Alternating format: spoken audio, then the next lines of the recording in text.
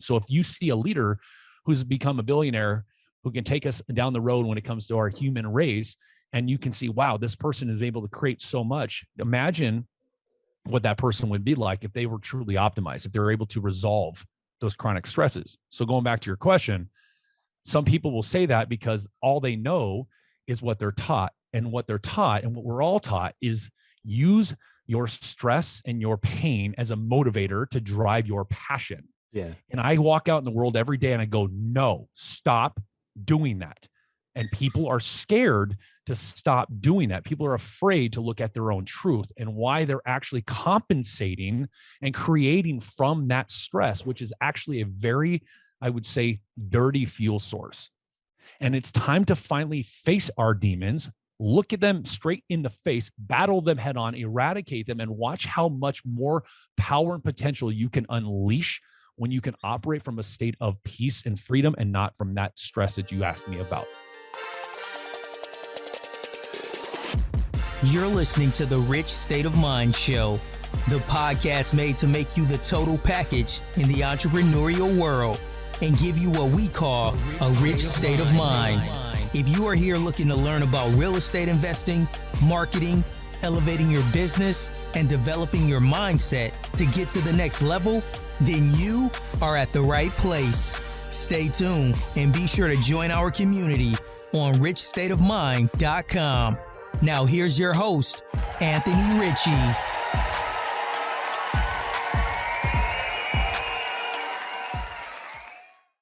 Hey, Wylie, thanks for taking the time this evening. I really appreciate this episode because it's a different take, and I want to hear your side of it. And I think we're going to be having a great back and forth on this particular topic. So if you could please just tell us a little bit about you and what you do. Yeah, brother. I appreciate it, Anthony. Thanks for having me on. I'm always happy to jump in and kind of shake it up a little bit and share with people a little bit more about the uniqueness and who I am and what I do. So I'll start with this. To really grasp what I do, who I am and what I do, is to understand that every aspect of who we are as human beings, it might seem similar on the surface, but how we're brought into this world at the core is different. We all have our own unique gifts, skills, talents, etc. And if we can learn how to cultivate them and build something around them, we will find more exponential growth in our life and the life of others that we choose to serve. So for me, I'm a former star athlete. I played baseball for a very long time growing up. I grew up around pro ball players, my dad being a semi-pro ball player. And I started to learn at a young age the differences between the pressures of being an athlete and the dysfunctional pressures of family dynamics with people that were unwilling to address traumas, stresses, and chaos. And as I got older as an athlete, I started to feel unfulfilled. And I realized that I was doing what I did, not just because I did love the sport, but more so because I was expected to perform and focus only on that sport, especially from my father. It was this incessant push to be perfect. So that perfectionism and that push for focusing on one skill and one skill only, it basically suppressed all aspects of who I was outside of that game.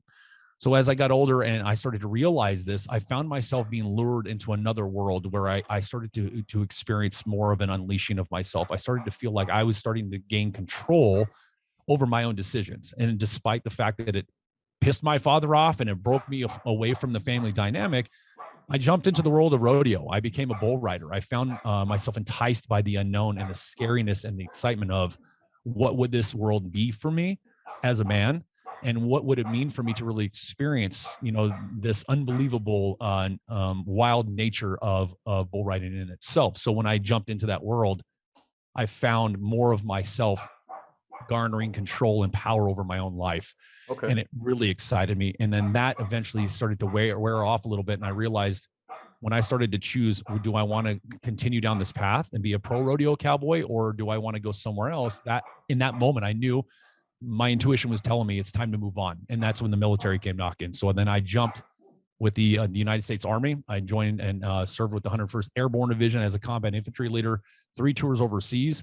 And it was in the midst of combat that I really started to grasp that unique superpower that I was born into this world with, of being able to see the blind spots when it comes to stress, how stress affects performance, and what is actually required for us to break through our own limits and achieve optimal states of peak performance, both personally and professionally. And that became my passion in life.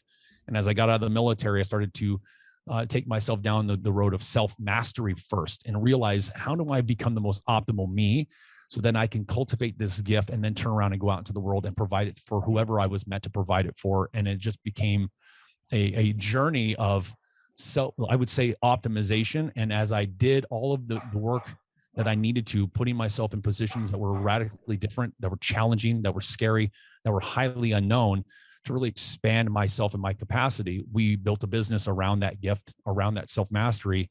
And it just evolved from there as a word of mouth thing, working with veterans and eventually into high-powered executives, celebrities, professional athletes, CEOs, personal development influencers, best-selling authors, whoever and whatever. It didn't matter. The type of leader that I worked with were always the ones that said, I'm willing to do the same. Embrace the suck, step into the unknown fearlessly, jump when I know this is the right thing for me. And I'm the guy that's been in their lives, accelerating them to the top of their game, if that makes sense. So yes. My formal title is Performance Accelerator, but at the end of the day, I'm not a typical coach. I'm the founder of Radical Performance Acceleration. The name says it all, and every aspect of the work that I do is very holistic in nature, and it is only for a very exclusive group of leaders who are willing to do whatever that they have never done before to achieve their optimal state of peak performance, both personally and professionally. And in the way in which that I provide my work is through a very intimate, dynamic relationship with clients. It's a framework. It's not a coaching program. It's not a system. It's not something you need to follow, some blueprint that I lay out for you. It truly is in that intimate dynamic with my clients. As real life happens, I put them through real world challenges to really erupt and eradicate their stress, accelerate their results, and optimize their life. So I hope that really truncates for you and your audience kind of a little bit about me and what I do, so that we can kind of make sure that we're giving them the best value out of this. No, thank you for breaking that down. Sure. Definitely in layman's terms. Earlier, you spoke about stress hurts performance. Now, I've also heard how people say that stress does bring the best out of people, or crunch time situations. What are your thoughts on that? That's great. I love that. I hear it all the time as well. Now, it's understanding the differences between the type of stress that we are living with that actually supports our performance and the stresses that hinder our performance. So to answer your question, it's to really delve into the fact that when I was in the middle of Afghanistan on a combat operation, it clicked, and I realized there are only two types of stress we actually live with that affect our performance. And I call those acute and chronic stress. And I'm going to identify the difference between the good stress and the bad stress, so to speak, like you asked. But real quick, that acute stress, as I've observed my experiences with human performance over the years, is the stuff that keeps happening to you, no matter how much you have things under control or figured out. It's the reoccurring experiences that are not beneficial to you. It's like being in charge and being a leader and watching things kind of wax and wane, the roller coaster, if you will. And when you can start to identify and kind of break down the layers of what's really going on, you'll find that those acute stresses are actually tied directly to unresolved chronic stress. Chronic stress is from your life experiences, the traumas, the chaos, the dysfunction that most people live with. They never really address and face or battle head on, that create undetectable patterns of doubt, fear, and cautiousness at a very subconscious level. They actually filter your perceptions and create blind spots. So you might be able to create from that, which a lot of our leaders do. They can create from the stress that they've basically endured their entire life, but they really are not as optimal as they could be. And that is in fact limiting what they're actually truly capable of accomplishing. So if you see a leader who's become a billionaire, who can take us down the road when it comes to our human race, and you can see, wow, this person is able to create so much. Imagine what that person would be like if they were truly optimized, if they're able to resolve those chronic stresses. So going back to your question, some people will say that because all they know is what they're taught, and what they're taught and what we're all taught is use your stress and your pain as a motivator to drive your passion. Yeah. And I walk out in the world every day and I go, no, stop doing that. And people are scared to stop doing that. People are afraid to look at their own truth and why they're actually compensating and creating from that stress, which is actually a very, I would say, dirty fuel source. And it's time to finally face our demons, look at them straight in the face, battle them head on, eradicate them, and watch how much more power and potential you can unleash when you can operate from a state of peace and freedom and not from that stress that you asked me about. So I hope that really answers the question for your audience as well, to understand that it's time for us to really turn our thinking around and unfuck our thinking and get outside of this a mindset only perspective that we need to build ourselves and our passions off the stress of our lives and think that's what motivates and what should drive us. Actually, what should drive us and motivate us is how well we are living our life. How optimized are we being every single day? And when you can push yourself from that position, you'll find that life becomes even more unencumbered and your results become exponential. I love the way you broke that down. And I even looked at that from a personal aspect, because I would find myself in my younger years overcompensating from my, past pain. And it made me successful, but you say dirty, I would say you felt like you win, but you won, but you really don't feel like you won. Right. Because you are probably still jaded. Sure. From constantly using those, reliving those moments in your head in order to keep fueling yourself from not having to go through whatever you went through in the past. So, okay, I like that perspective. I think a lot of people needed to actually hear that. Good. And if I can add one quick point to that, you said it very well. What I've discovered in working with high-powered, high achievers, if you will, is that every single one of them they are compensating. Their desire and drive for more success, more growth, more money, more opportunity, more notoriety is stemmed from all of that unresolved chronic stress. And it's coming from a place of them trying to pull away from something that feels very uncomfortable and ugly. And they are throwing everything out of balance. And it's amazing how we're able to create still from that place. Yes. But just because you can create some success, and success, in fact, is subjective, does not mean you really know who you are at the core without all of those stresses that are basically holding you back. To truly know yourself is to truly be free from those blind spots. And when you can get to that state, I'm telling you, peak performance becomes a sustained place of and state of being and not in a goal you're trying to accomplish. So I just wanted to add that in there, where we're all, until we get to the state, we're compensating. We're not really thriving. A huge difference. And so you talked about success as relative. So can you explain to me this talking point on experiencing greater satisfaction in success? So how is that measured? How are you able to have, because everybody's different and what they want in life is different. So how are you able to help somebody measure their success and be happy, satisfied in that experience? I love that. You take a step back and start to really self-assess and allow yourself to become more aware of your own personal life and look at, do I have the relationships I really desire? Is my health where I really want it to be? Do I actually value my health? Do I value my relationships?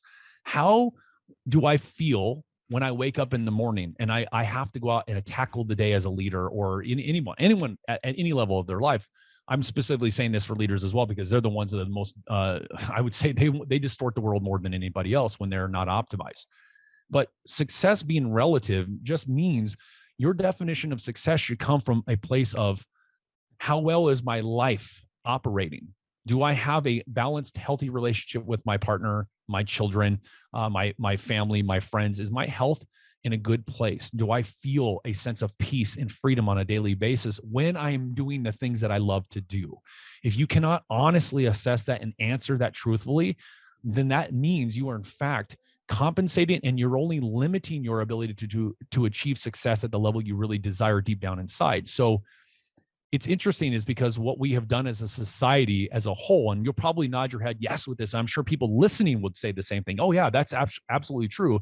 Is we've created this facade that money and notoriety mean you have become successful. They mean you are someone, you have done something.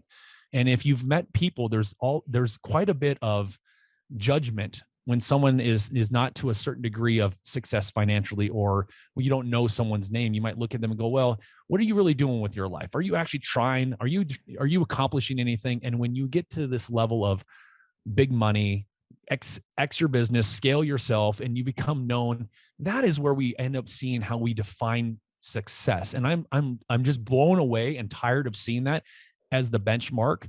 And it's time for that to die. It's time for us to stop giving the metric of money and growing a business as the only version of what real success is supposed to look like. And the thing to add to that, to finish this here, is the idea that you must sacrifice everything at all costs to achieve that is absolutely dysfunctional, and it's got to stop.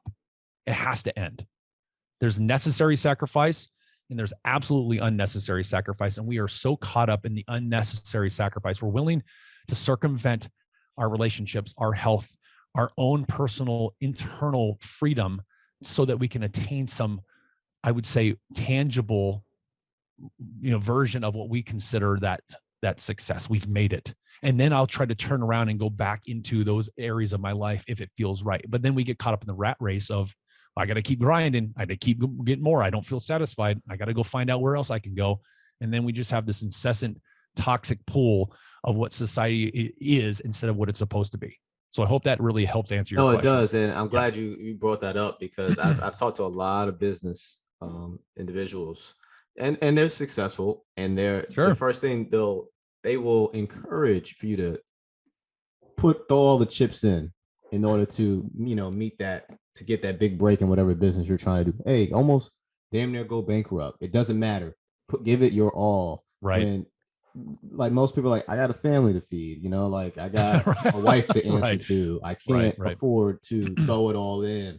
And, obviously I want to make sure it's a calculated risk, but it's still a risk.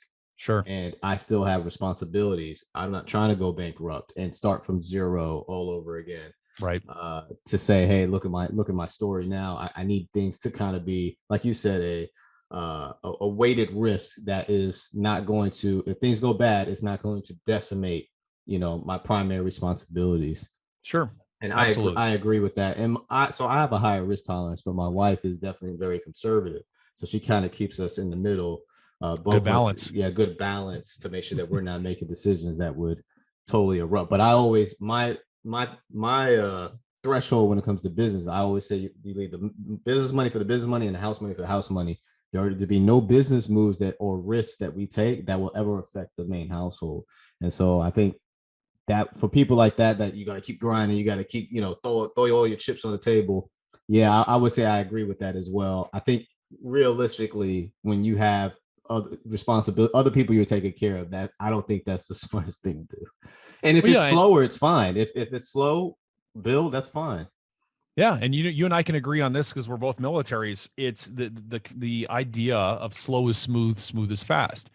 When we can learn how to adopt that and allow ourselves to operate from the internal world out of balance, and then allow ourselves, or in balance, I should say, and then let the external world just be the byproduct of how we are operating from that slow is smooth, smooth is fast philosophy, you become more accurate in your ability to achieve your goals. You become more focused on what you're putting your attention and energy on. You don't get distracted. You don't find yourself taking those unnecessary risks that could, in fact, cause problems like you said, at home.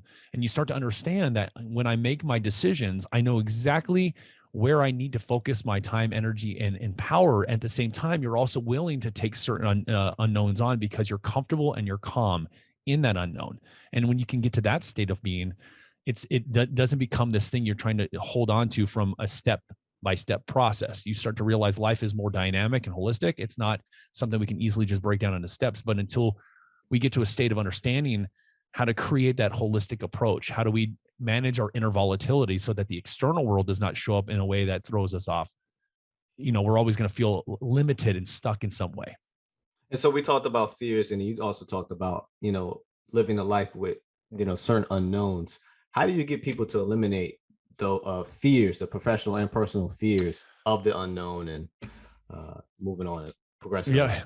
Well, I've heard so many officers talk about this too, and I'm sure you have as well, is there's always going to be the unknown unknowns. And what I'm talking about, when I'm really focusing on, is when it comes to your own leadership development or personal growth, understanding that when things are unknown to you in that journey, usually, most often, more than not, that is the time for you to make that decision to jump into it and be fearless when you do it. Because if something's presenting itself on your growth, on your journey of high performance, getting yourself to a state of peak performance, if there's a resource that shows up that seems different, feels different, there's unknowns behind it, there's a reason why that resource may have showed up at that exact moment in your life. So when you're allow yourself to be comfortable in taking that leap and trusting there's a reason that's happened for you in that moment, every aspect of that fear can actually be managed, because I understand that as human beings, we're never going to truly get rid of that level of energy of fear, so-called, that we kind of feel when we're starting to take bigger risks and we're making bigger decisions. It's actually a part of our own mechanism of survival. But understanding how to manage that fear, yielding to it. I don't say eliminate it. It's about yielding it. Your personal, professional fears can in fact be, I would say, eradicated from the standpoint of stress, but yielding to the fear of the unknown, right? Like you're yielding on a freeway. You don't stop on an on-ramp and then try to get yourself over to the speed of traffic and then speed up. You learn how to get into the flow and you yield to it, and you become confident and comfortable behind the wheel of the car, and you trust your abilities, you trust your skills, and you realize the more you can allow yourself to stay in that state, in that moment, the better your yielding becomes, the better your results become as someone who's on the road. So I use that as an analogy to really anchor this point in, is that the way in which I support leaders, I optimize their lives. I don't help them. I optimize them. And when I get into their life with them and I experience what's really going on behind the scenes, I see every aspect, no stone is left unturned. I get them very uncomfortable, but I get them very comfortable in that discomfort. And that is where we can have them be able to eliminate those specific personal, professional fears that are in fact hindering their performance and actually affecting their ability to make more money, feel more peace, have more opportunity, experience the joy and the freedom that they have been working their butts off to achieve. So I really hope that kind of rounds that. No, it does. And it follows into my next question. Great. So would you consider fear a blind spot, or would you say fear creates blind spots? I look at fear as a source that can create blind spots, and when we allow it to be more powerful than ourselves, when we let fear become something that dictates our thinking, when we let it basically permeate every cell in our body, every aspect of us energetically and unconsciously and mentally, we make decisions from that place and things get broken, destroyed. If you look at a leader that is not optimized, who is living from a place of unresolved chaos or fear, and we use whatever label we need to tie to it, they might achieve some monumental level of success in public. We have people that are emulating and looking up to them going, wow, look what they've been able to do. But look around them. On their path to that level of success, has everything that's been behind them on that journey, has that been optimized? Is everything balanced? Is it healthy? Has it grown exponentially? Or is there a wake of destruction and chaos that they have basically left out on the road as they've driven down that path towards their own personal success? So if you can understand that fear itself can create those blind spots, fear is unfortunately, it's like I said earlier, what it does, it filters perception, and it makes you believe that you're thinking and what you're feeling is truth and it's real.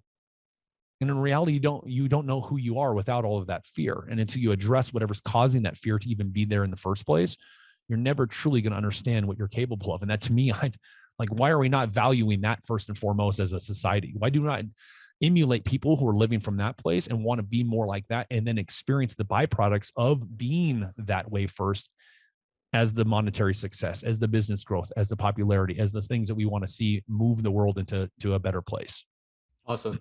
I like the way you broke that down. And the reason why I asked those questions is because I think a lot of things that stop people from being successful is really the mind. And I just, not to get too personal, but I just had a conversation today with somebody that I care about. And it's only the application that's getting in the way of her, if she would get her mind right. And it's fear, it's the blind spots, it's ensuring that I'm being pretty much, I would say, when it comes to success, you put things in perspective on what is success to you, because like you said, we have this golden nugget up here that everybody has commercialized, that this type of success is really success. And to a lot of people, that's very daunting. That's intimidating. It's discouraging. And when really, they probably only need to be here. And not to say I'm putting here, anybody can see my hand for the YouTube video. that here is lower than here. It's just that this is probably where you needed to be in order to Thank you for be saying happy. that. Thank you for saying that. I hope I didn't interrupt you on that point. No, you're fine. But thank you for saying that, because that's a very valid point, is understanding that our capacity to perform and create and succeed is completely different from someone else's.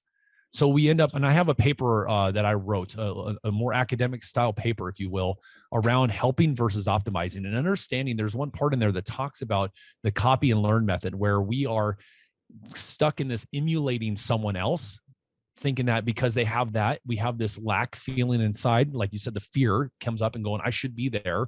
And we try to jump from one place to the other. And we don't just accept that maybe we're not supposed to be up there. Maybe we're not supposed to run a 7-figure business if you're an entrepreneur. Maybe you're supposed to just be where you're at. And if you can get to that place and be okay with that, then you can see that sometimes things might change and expand for you. And you can actually do more from that position of power and potential when you can accept you're never going to be like that person. How about you optimize you and get to your best place of performance? And like you said, with someone close to you, what happens is the idea is daunting to try to get somewhere. And what that does is it stimulates anything that's unresolved that might be underneath the radar. That's that filtered perception and blind spot. You're unaware of what's really going on. And these things are undetectable no matter who you are.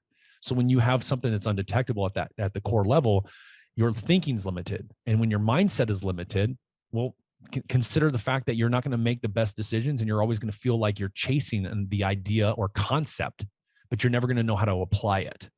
And that's the other unfortunate part of our personal development industry, our leadership development industry, is coaches and consultants, et cetera, unfortunately, are stuck in this selling people on concept. The word transformation is, a bastardized word that is utilized to enroll people into things nowadays. It's not anything that people are actually achieving through the work that they're doing, and especially when you have these like low level tiered, programs that people can buy into at a low dollar amount. You're not getting real transfer. It's like, I'll give you an example, and then I'll end this question here. But consider coal. When you have coal that's under tremendous heat and pressure, it transforms into a diamond, right?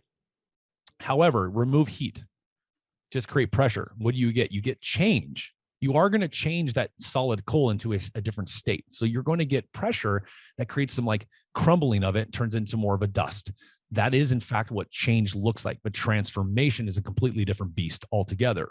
So you have to be willing to go into the most uncomfortable positions. You have to be willing to be pressurized under immense heat in real time, in the most uncomfortable and almost chaotic environments, if you really want to transform yourself. And that is what I'm focusing on here, and why I wanted to answer that question that way, is that fear underneath it all has become an overused muscle that literally causes people to freeze and not know where to go. So then they get caught up in that rat race of, let me just buy this, and let me read a book, and let me go after this little thing that makes me feel like I'm getting somewhere, but I'm not really getting to where I want to go.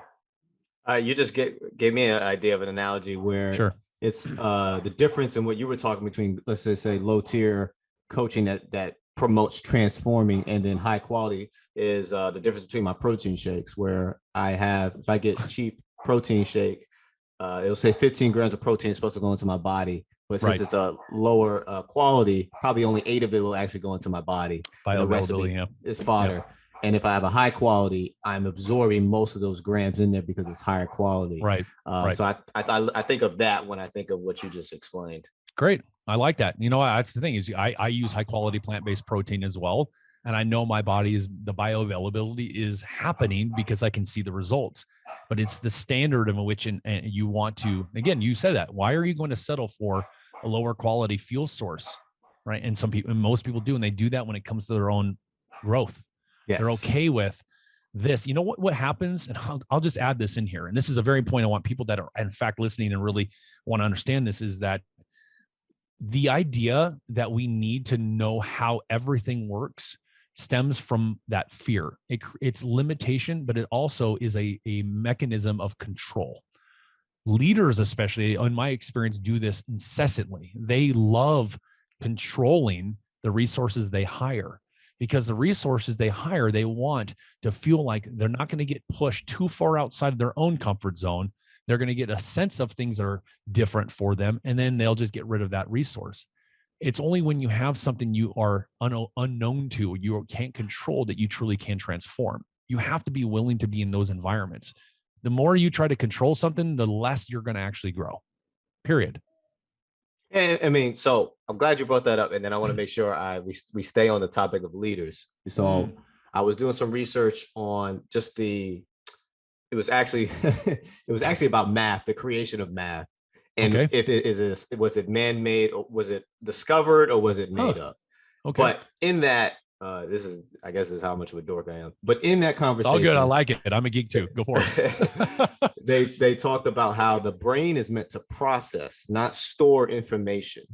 So, and that people are supposed to write things down and take notes. So when I have, let's just say I'm not a web designer, but I need a website, for my business to grow. So this web designer is telling me information that is obviously new to me, and I'm not an expert on it. I need to not try to be the smartest person, because I feel like I'm very intelligent. It's like, I can learn this. Okay. And just write that information down and take notes on key things so that I can ask questions. And later, if I need to go back, I process that information that person was speaking, because that is their normal language. For me, I'm real estate investing. So this information I can easily digest, probably retain a lot of it, probably have to take less notes. And so as a leader, your job is not to absorb all this information from all your departments and then to be able to be an expert, or even be a real subject matter expert on that thing. You just need to know how to manage it and A to Z portion. But yes.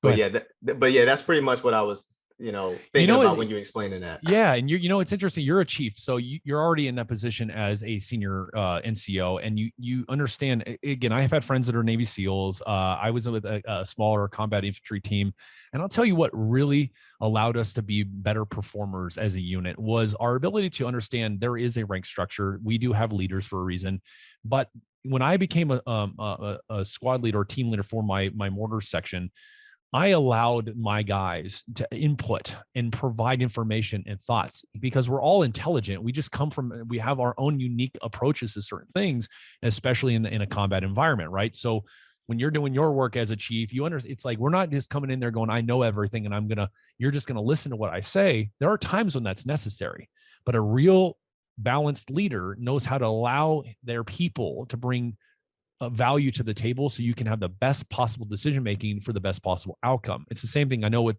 SEAL teams, especially. They are very good at being able to have this group think when it comes to their operations. It's important for them. That's what they do. So I appreciate that you brought that up, because I know, like, as working with CEOs, I've met some CEOs that are like, look, my job is to show up at meetings, shut my mouth, listen to what my team and my people have to say, and then provide them information on a decision I feel is going to be great for us. And if someone wants to challenge it, I'm open to that. And when I've heard that from them, I'm like, wow, there's no accident that you're at the level you are. They're just in a position where they're like, but I want to be better. So when you find leaders that want to be better, they want to optimize and become even more powerful for themselves first, they realize that this will benefit the people that I lead, and it will exponentially grow what it is that I'm looking to accomplish. Then our world can actually change. So I wanted to add that in there. No, awesome. This is all great. This is all great content, man. And so with leaders, what are the ugly truths from leaders that we keep locked up? The ugly truths that they keep locked up. It is, in fact, the ugly truth that I've noticed as a common theme is their inability or a lack of desire to actually face their own truth. They have built their empires on the back of their stress. We talked about earlier in the show here, their own stress, their own childhood trauma, the dysfunction they grew up around, and they have built everything from that place of compensation. So every single person, public figures I've been in front of, I've met intimately, have had conversations with, the ones that are unwilling to do the real work to actually become more optimized in their life, their ugly truths they keep locked up tight are all of those unresolved chronic stresses that are in fact plaguing them. They can hide all they want to. They like to distract with all the money and all the fame and all the things they're doing. Look at me, how great everything is. And they love the vanity and everything that comes with that.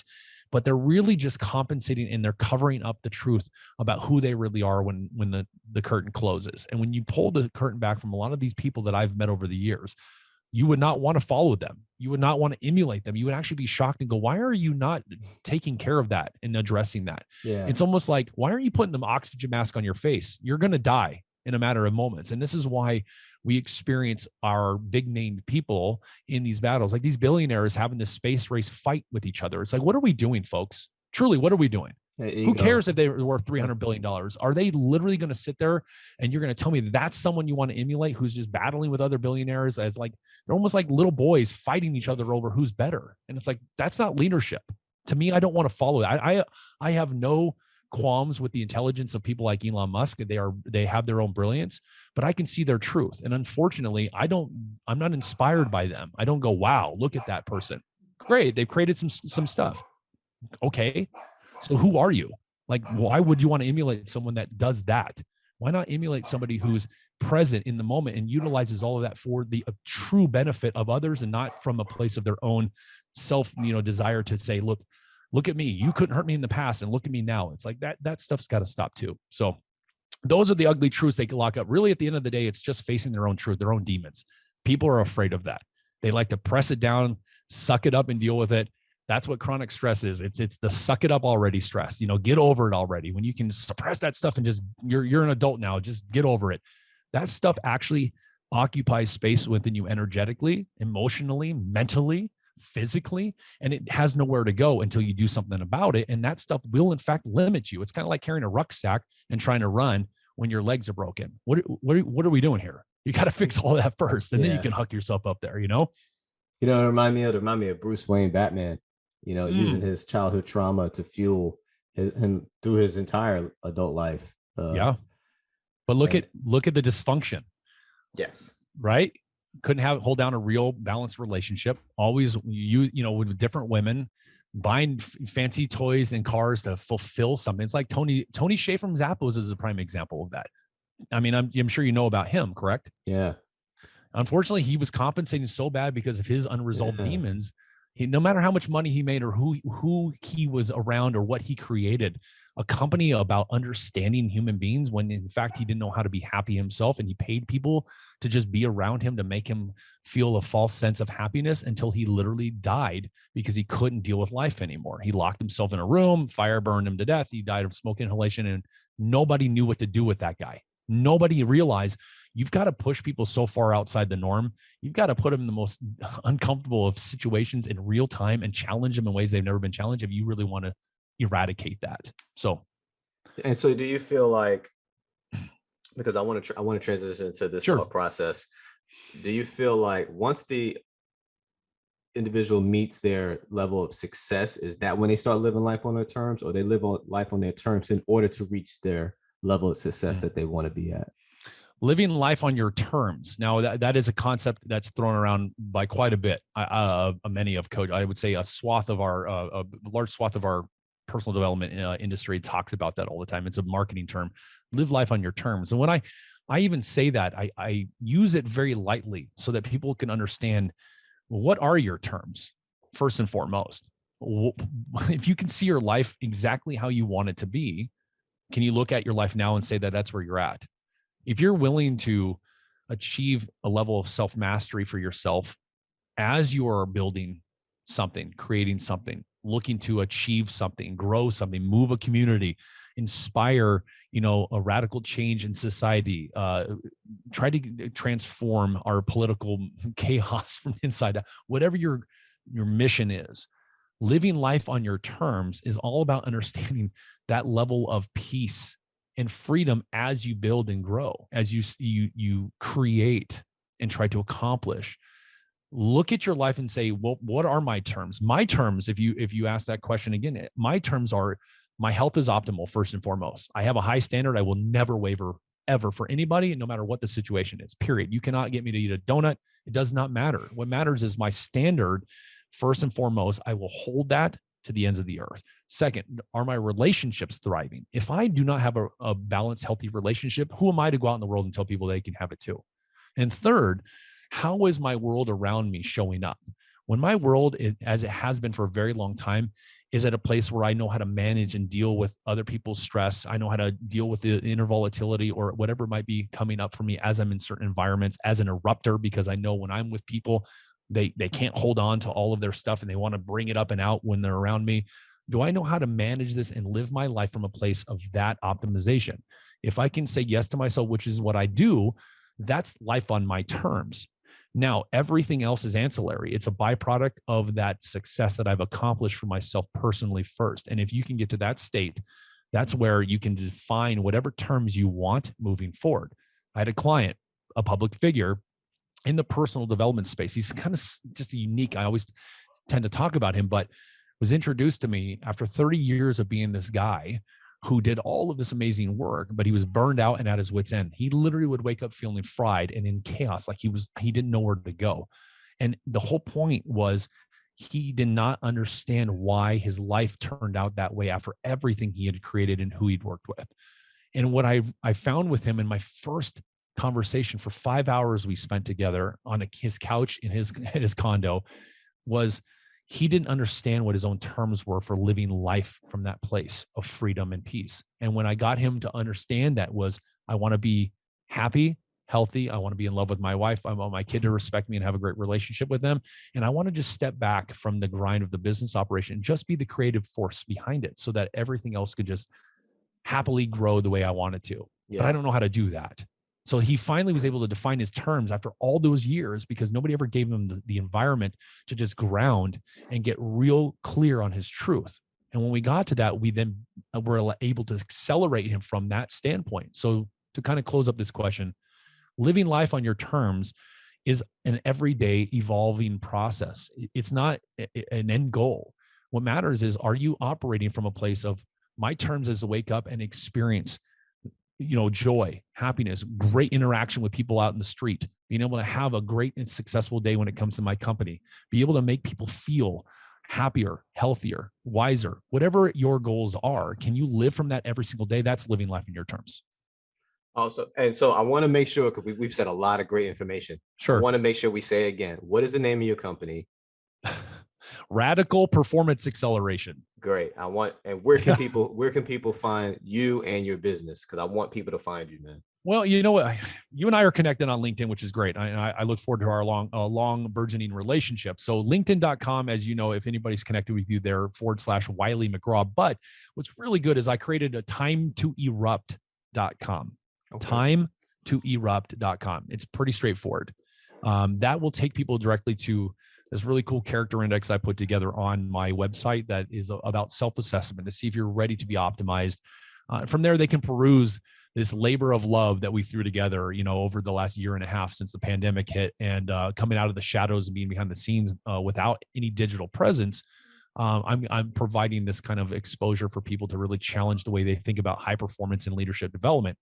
So that anybody is listening to this right now, you understand that in that landscape of high performance, truly getting to the peak performance state of being, there is no try and there is no, it's kind of like being in a limbo. I'm just going to try, I'm just going to endure. I'm just going to compensate. That stuff has got to be eliminated. And when you can get to timetoerupt.com, I have plenty of different information there, a paper called Helping versus Optimizing on the homepage.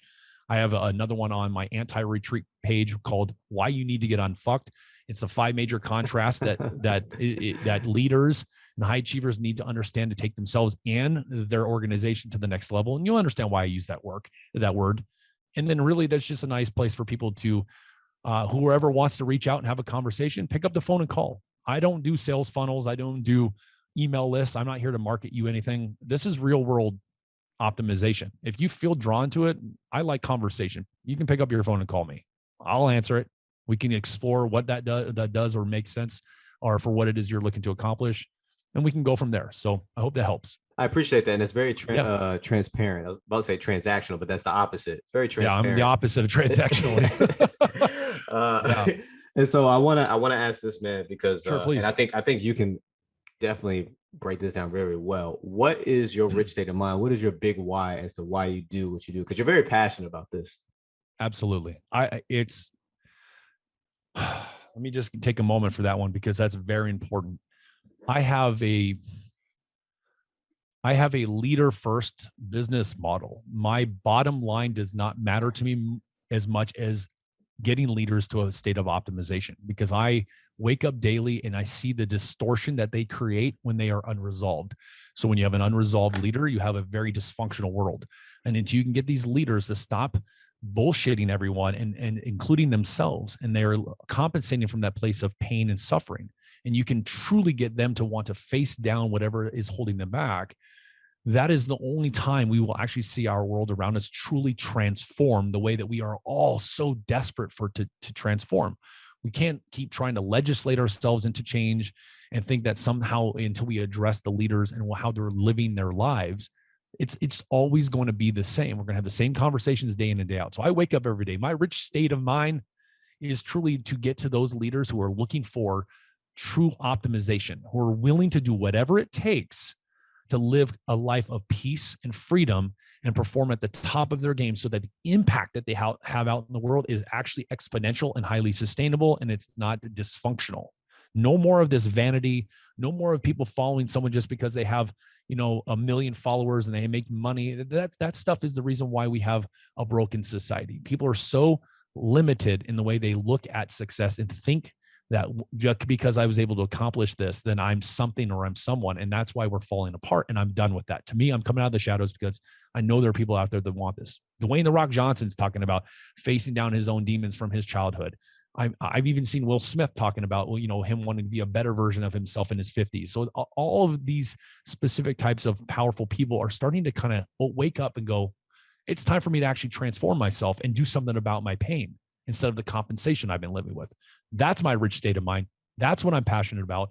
I'm out here in the world for any high achiever who has the capacity and the desire to pick up their phone and do something about it.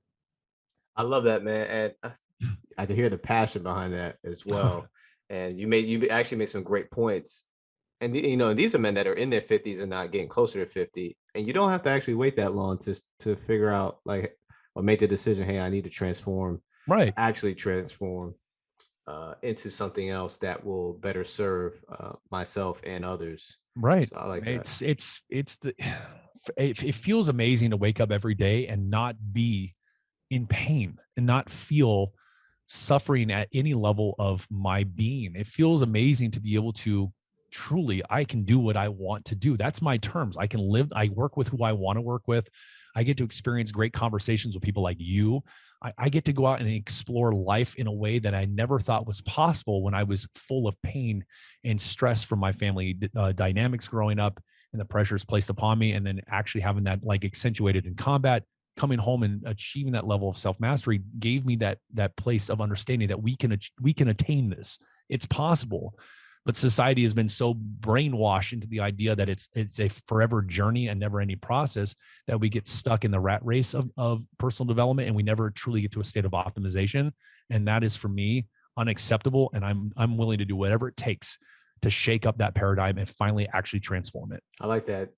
The rat race of personal development. I do feel like, and I feel like I've interviewed some great individuals, some great coaches, some great people that help optimize people's performance. But the way you've explained it, to not cater to the commercialization, right? Or like you said, how we've kind of bastardized the concept, to truly make a change and for people to be really developing themselves. It does make me think about a lot of YouTube videos, books. Yeah. Is it really feeding into what you really need? Right. Right. Are you being sold into a program you actually don't need just because you go to their seminar and it sounds great and you get high on you get high on the energy of the group, and then you go home and you're wondering why things aren't changing. It's like, well, and then you go buy another program. Well, okay, stop. What is right for you? Gotcha. In that moment. And coming back to optimization, you said there are plenty of people out there that are putting things out that help support specific optimization in certain areas of life. I had someone ask me that, like, well, I help optimize someone's business models so that they can then turn around and apply that into their personal lives. I'm like, that's great that you give them that kind of help. But when it comes to true optimization, it's holistic in nature, period. It comes through a framework. It does not come through a step-by-step process. And in the nature in the vein of my work, I have a network of experts and resources that I tap into, 40 different plus from different industries, from naturopathic medicine to functional medicine to martial arts. Every aspect of who we are needs to be radically evolved simultaneously for us to truly accelerate to the top of our game in a very short period of time. That's why I'm considered that special ops, if you will, that comes into your life, radically transform you, and I get the hell out of your way and you go off and do your thing. There's no need me around anymore. You don't need another coach. You don't need to keep buying into something else. You and I are military. People that are listening might be military. We don't read books to learn how to become soldiers or seamen or airmen or, you know what I mean, or Marines. We don't read books and say, okay, now I know how to be a combat infantry guy. We have environments that are created for us to push us past our limits mentally and emotionally every single day in a world of training that's designed to make us the most elite version of ourselves in the military so that we can go to combat and complete our mission and come home alive. You don't read books to do that. You don't, figure out some step-by-step process. There is no program for that. It's just the right environment. It's very deep. It's very intense.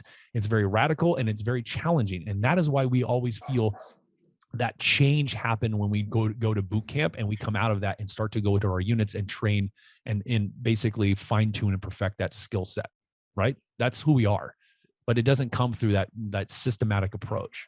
Yeah, I definitely going to want this episode to be playing back over and over and want people to listen to this one because the way you are breaking down every topic that we just discussed, I think it makes it a whole lot more digestible for individuals that are just trying to get over that mental hump or they're stuck in that rat race. I hate to end it, but this has been great, man. I definitely wanted to stay in touch.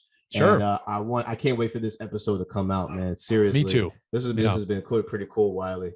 Thank you so much for your time, man. Anthony, man, thank you. I've had a great conversation. I love that we were able to organically throw this down, and I'm really happy that people are listening. I really do want whoever they are, whatever level you're at, whatever business you're in, it doesn't matter. What comes down to is your personal and professional performance are not mutually exclusive. How well you live your life does in fact affect how well you perform in your business, period. And if you can optimize or at least get to a state of more peace and more freedom in your life, it will effectively transform your results. You will see exponential growth without putting out so much effort and trying so damn hard to achieve something. It'll just start to naturally evolve for you, and your leadership will grow and your thinking will change, and your ability to handle the more chaotic situations and business deals and marketing and whatever you put your mind to will become much more efficient for you. So I really want people to hear that and take that home with them. I completely agree. I agree with that, man. Thank you so much. You're welcome, brother. Thank you for having me. We'll see you soon. See you.